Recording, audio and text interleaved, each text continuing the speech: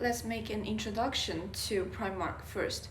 Primark is an Irish brand that started off in Dublin in 1969 with the brand name Penny, and that has now expanded with 373 stores worldwide across America, Europe, and Africa in 13 different countries. Resulting from the contraction between the English terms price and mark. Primark was born at the very end of the year 1960 thanks to the imagination of the Dubliner Garfield Weston, initially under the name Pennies. The concept is simple, relatively trendy clothes at a price that beats all the competition. With over 78,000 employees, Primark self-titles as widely established as the destination store for keeping up with the latest looks without breaking the bank. From skincare to furniture, textile, and accessory, Primark has one eye-catching feature that puzzles many. They have no website from which customers can purchase from. Indeed, they have a wide product range, which means that they don't target a specific case of consumers. Yet, they remain one of the most successful brands in a commoditized market with ferocious competitors. Primark is conscious about the environmental dilemma nowadays. Indeed, they take into account that variable and try their best to respect their main purpose, which is to offer to customers amazing fashion at amazing prices. Let's talk about the targeting and the value proposition of Primark. Primark has targeted customers under the age group of 35 years old, which are called fashion conscious. It offers products at very competitive prices with a reasonable quality. This strategy used by Primark is qualified as money strategy. It does not prefer to sell its products to every random segment. It targets segments including the age group of around 18 and 13 years old. Primark are also targeting the middle class and the poorest families by their price strategies. But let's talk about the millennials. Millennials are the children of the digital revolution, as said the WGSN think tank. With regard to the consumer's use of technology, it's apparent that Primark current core customers age from 16 to 45 years old. In this competitive world, it's very important that a company can communicate to its consumer in an effective way, and the company should be able to set standards when it talks about the target market. The company should plan out proper medium strategies that it would operate in for choosing its target market. It will be a 0% sale if the company tries to sell its products to customers of all the age groups. If we talk about millennials, it's very important to talk about generation called X. Generation called X are the people that are from the age group of 40 years old and upper, and they aware a lot about TV advertising, magazines, etc. And they are also the big potential clients because they are usually big spenders, as most of them have sustainable work and fixed incomes. They spend a lot on their families, like home accessories, clothes for their baby, or etc. Usually, they are also very active on social media too, especially on Facebook, Instagram, than other social media like TikTok, as I said. We all know that customers care more about their images, how they dress, and with what they dress. So let's talk about consumer segmentation.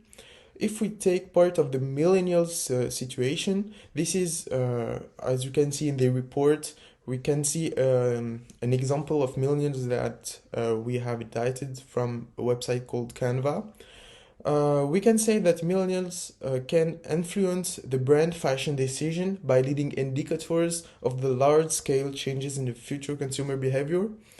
Millennials are the first generation to grow up with computers, social media, TVs, etc. So they care a lot about it and have a big impact on the brand images, potential stakeholder, maybe via social media. We have seen a lot of boycott, and Primark was a target of that boycott in TikTok. Millennials are also conscious about sustainability and trying to act on this. And as I said, social media as TikTok, there are a lot of new models, social media models, which are good ways to promote a product. We have also some big brands that have a new kind of model, and they follow, some influencers on social media. Now let's go to sales and profitability analysis. We can see the data in the graphs that sales were increasing confidently until 2019. Unfortunately, with the COVID pandemic, the store was constrained to close its doors. And because they don't have a website, the amount of sales for this period corresponds to when France decided to open their shops back. Overall, the profit generated decreased, but only slightly for Primark France. The main reason why Primark didn't collapse is because of the increase of its auto financing capacity. We can see that the net income drops for the year 2020. The brand loses 82% during the COVID pandemic period. Indeed, we can relate that drop to the fact that they don't have e-commerce management. Indeed, the COVID period has resulted in the closure of several brands. Primark was part of it, since its strategy lies precisely in face-to-face, which explains in part their loss. An online interface that will be the subject of sales intermediaries would allow them in the future to anticipate this type of event, which has been very highly profitable for competitors, whether direct or indirect.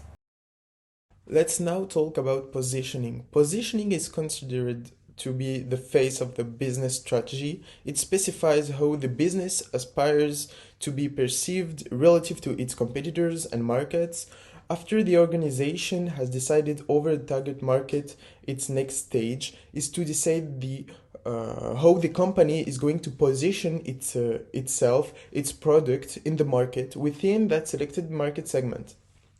Developing a positioning marketing strategy depends on how the competitors position their product in the market. Positioning is also about how you want your customers to perceive your product and services, and what strategies will the company adopt to position its product and to reach its target goal, and to solve the needs of their consumers. What we can say about the Primark positioning matrix is that the Primark's position is very interesting because Primark is very far away from their direct and indirect competitors, which are using and optimizing their sales by using technologies. So we can talk about Zara, Topshop, Citadium as direct competitors, and we can talk about ASOS, Shein as indirect competitor because they have websites and Primark doesn't.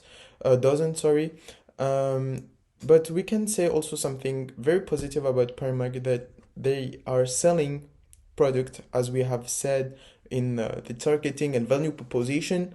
They are selling clothes and accessories, and many products have at very low prices. Now, let's come to the key macro variables. We will analyze this part with the PESTEL analysis, which consists of political, economical, social, technological, environmental, and legal elements. First, let's come to the political part. Primark has stores and production chains in many different countries, just as the other fast fashion brand. This situation results in the managed business policy that are subject to several and different government regulations and rules. Now come to the economical part. Due to the coronavirus pandemic, the economy decreased and the customers' purchasing power also decreased because of the unemployment, leading to a sales decline.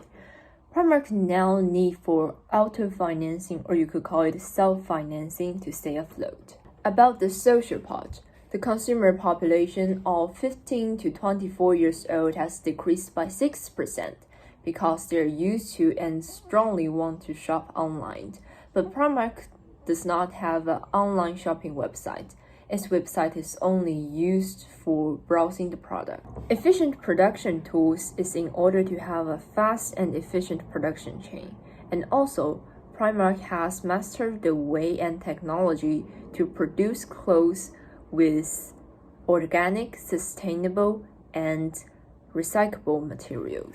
About the environmental part, being ecologically conscious has become a standard for brand and has to be involved in order to not be backfired by consumers. People are now beginning to care about environmental production concept and employee welfare. Few people will support a company that is harmful to the environment or abuse employees. After analyzes the macro variables, we came to the key micro external variables. And this part involves the supplier, media, shareholder, and social media. First, let's talking about the suppliers. Most of Primark's suppliers and production plants are in Asia, such as Bangladesh and Moldova, and they employ many local workers. The reason for choosing this place may be that the price and labor wage there are cheaper than the ones in Europe. With the control of the epidemic and the reopening of stores, the media are paying close attention to the epidemic prevention measure of various offline retailers. Media playing an important role in the brand's image. They can promote what you do well, or they can also magnify the company's small mistakes. Talking about the shareholders, during the development of Primark, the parent companies are always being very supportive to the company's management's decision, whether it's the decision of not to open the online shopping when offline stores are all closed, or to develop clothes made of sustainable fabrics. The last part is the social media. The social media platform regroup communities of customers that need to be heard and listened to. They act like stakeholders and they share the company's scandal, inappropriate behaviors, as well as their perceived shortcomings on the platform. They also have a strong bargaining power in this commoditized market. More choices, so it's easy for consumers to switch brands. Social media also enlighten communities that used to be silenced, such as the plus-size people, with the idea of real body presentations and stop unrealistic body expectations. So for the micro-internal part of the analysis, we'll start obviously with the business model, which is not very groundbreaking for the fashion retail world. It's actually very simple. It's copying designer brands, imitating them, and making them available as fast as possible in store. No publicity is needed because social influences and social factors would lead people to seek for designer-like clothes for the cheapest prices. It's actually very simple. We can see that Primark, like a lot of its competitors, is in a commoditization strategy, so very low prices and a high sales volume. So obviously, which leads to scale economy with a very efficient production tool. To look closely on the production tool is based in Bangladesh, so it's at very, very low cost.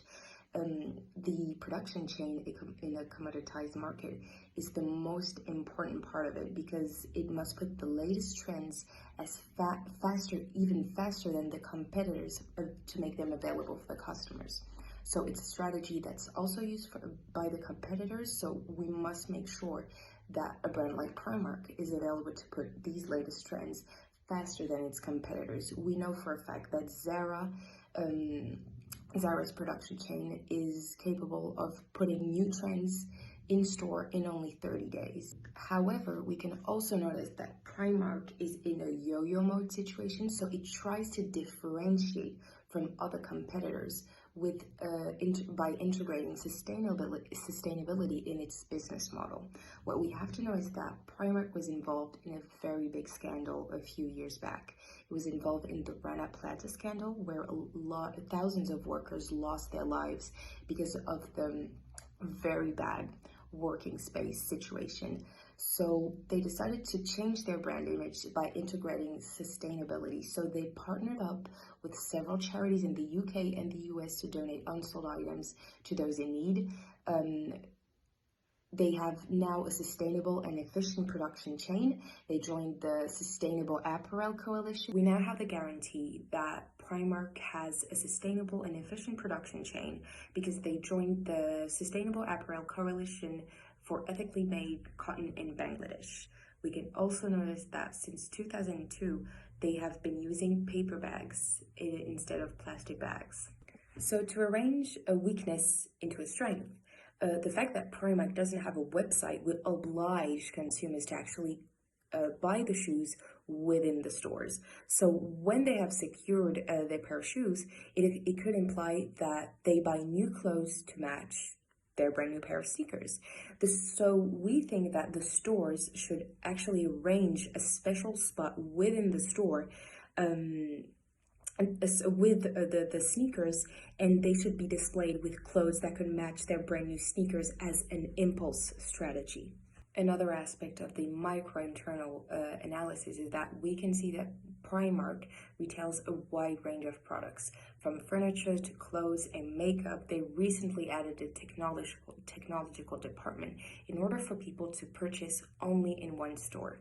The last point for the micro-internal part is that we had to look at an external factor, which was the coronavirus pandemic, and that led to an 82% decrease in their profit. Why do we talk about it in the micro-internal part? Is that they had to develop a great need for auto financing in order to stay afloat. So, basically, for the SWOT analysis of Primark, we can say that for this strength, Primark has a low production cost, which it's explained by their suppliers, which are located in countries like Bangladesh or Moldavia. Primark also are selling products that are called trendy and low-cost fashion. They have unbeatable prices that going up to 35% cheaper than their competitors. Primark has over 300 outlets worldwide, third largest ready-to-wear company in the world, so that's a good score, and a particularly strong presence in the UK and in France, with 281 shops in Europe. They are using the strategy of impulse buying and fast fashion with 12 collections per year. They have a volume buying method to maintain margins. They don't need to advertise, so that's low cost for them. They have a lot of flexibility. They understand the conception of purchase according to the country of the establishment. For example, McDonald's, which adapt according the country by proposing different, menus like burgers, etc. Primark has interesting targeting. They target all the generation, including the millennials and the Generation X, but it's linked to trends and fashion because Primark know this well and sticks to fashion to seduce teenagers and young women, its core target. To whom it's offer copies of fashion designers. Some it calls like Primark or Primani because they do many imitation of the big fashion brands like Chanel, etc.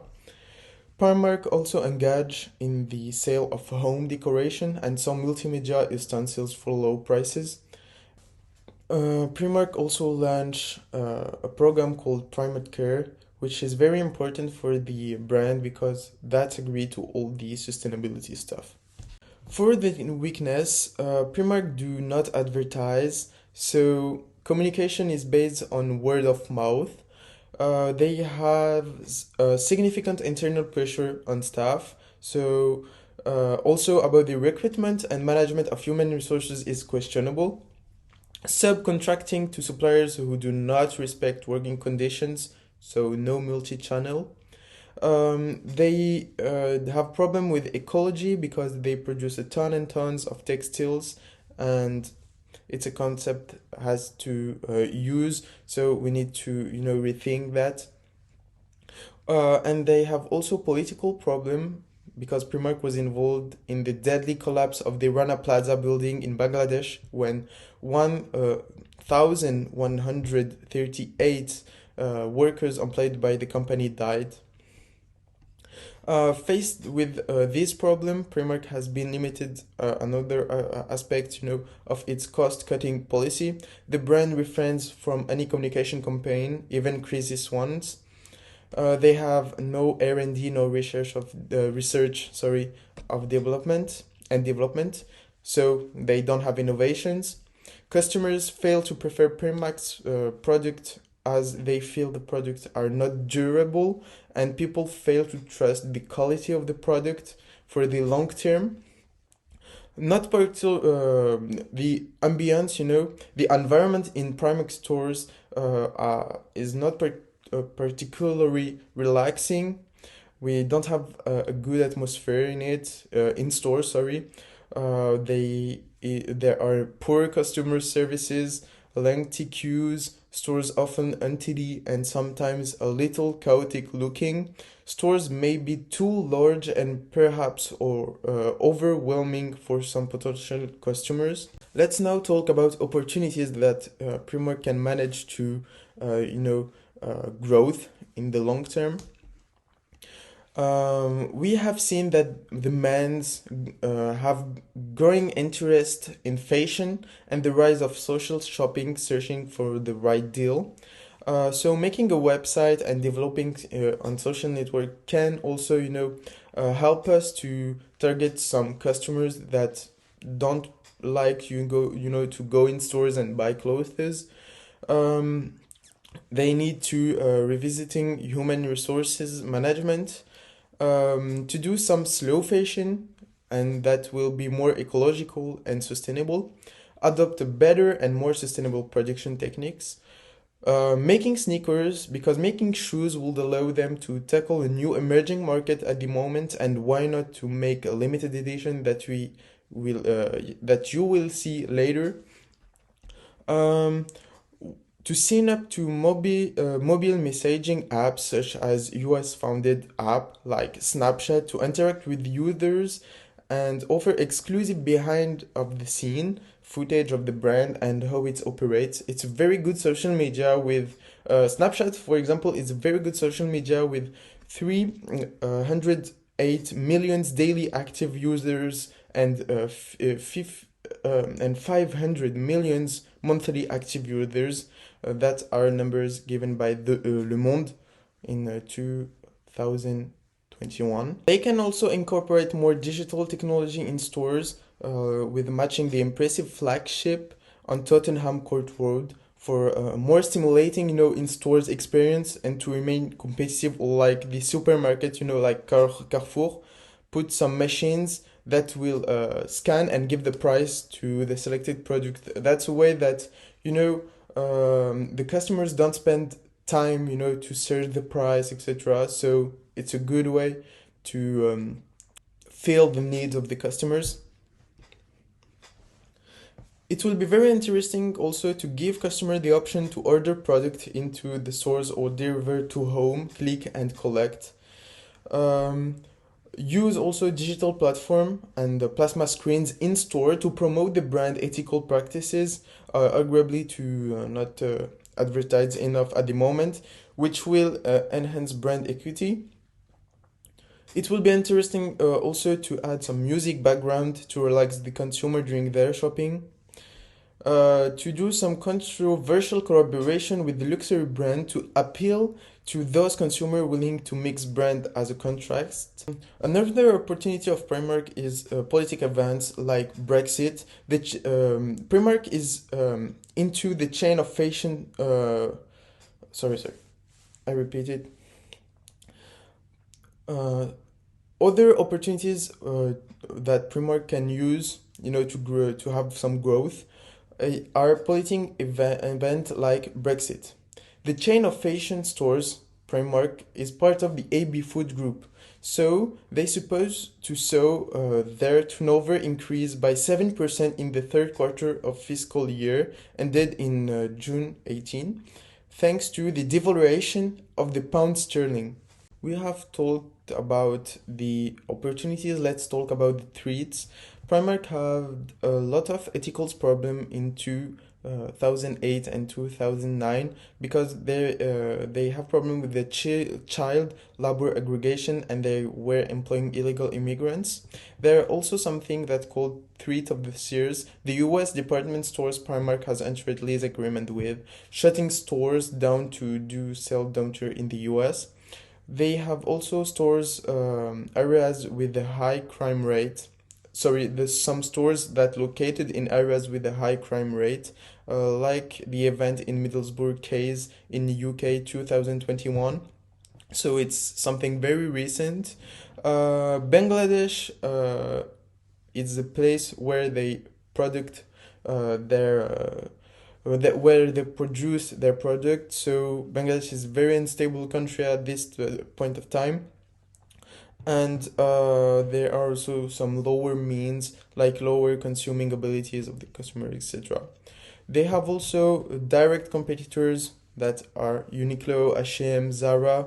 Zara which saw its turnover increase by 6% in 2017, and also the second-hand shop that sells with the new concept, the kilograms. They sell with clothes with kilograms, and it's now like a more trendy way to, for customers to buy new clothes.